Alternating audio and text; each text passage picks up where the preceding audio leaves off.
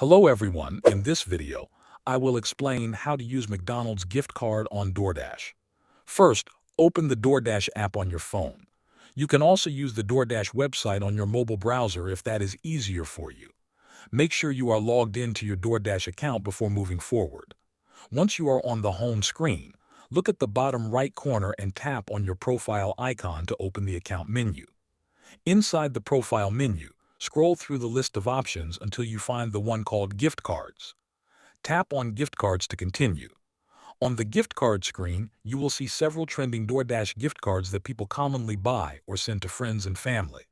This page also shows options related to managing gift cards. Next, look for the option labeled Redeem. Tap on Redeem to open the gift card redemption page. This is where you can enter your gift card information. Take your gift card and locate the PIN code, which is usually found on the back of the card. Now, enter the gift card PIN here. Carefully type in the numbers exactly as they appear on the card, without adding any extra spaces. Take a moment to double-check the code to avoid any errors. Once you are sure the PIN is correct, confirm the redemption. Thanks for watching.